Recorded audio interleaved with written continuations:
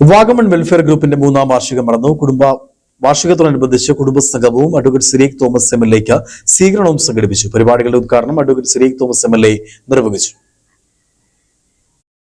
ലോക ഭൂപടത്തിൽ ഇടം പിടിച്ച ടൂറിസ്റ്റുകളുടെ പരദീസയായ വാഗമണ്ണിൽ കഴിഞ്ഞ 3 വർഷങ്ങൾക്ക് മുമ്പ് വാഗമൺ പ്രദേശത്ത് തങ്ങളുടെ തിരക്കിട്ട ജീവിത യാത്രക്കിടയിലും സമൂഹ നന്മ ആഗ്രഹിക്കുന്നവരുമായ കുറെ വ്യക്തികൾ ഒത്തുകൂടി 2023 വാഗമൺ വെൽഫെയർ ഗ്രൂപ്പ് ആരംഭിക്കുന്നത്. 20 പേർ ഒന്നിച്ചുകൂടിയാണ് സംഘടനയ്ക്ക് രൂപം നൽകിയത്. സമൂഹ നന്മ, നിർധനരെ സഹായിക്കൽ, പൊതുവികസനം എന്നിവയ്ക്ക് ഊന്നൽ നൽകിയാണ് സംഘടന പ്രവർത്തിച്ചു വരുന്നത്. സംഘടനയുടെ 3ാം വാർഷികം അഡ്വക്കേറ്റ് സിരീഖ് തോമസ് MLA ഉദ്ഘാടനം ചെയ്തു.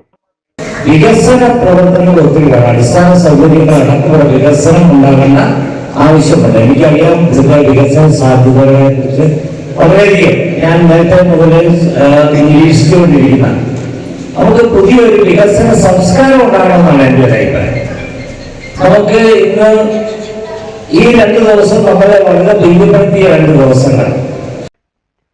വാർഷികത്തിൽ പീരുമേട് MLA സിരീഖ് തോമസ് ചികിത്സാ സഹായവും SSLC+2 പരീക്ഷകളിൽ ഫുൾ A+ വാങ്ങിയ കുട്ടികൾക്ക് മൊമെന്റോയും ക്യാഷ് പ്രൈസും വിതരണം ചെയ്തു. വെൽഫെയർ ഗ്രൂപ്പിന്റെ കുടുംബസംഗമവും ഇതോടൊപ്പം നടന്നു.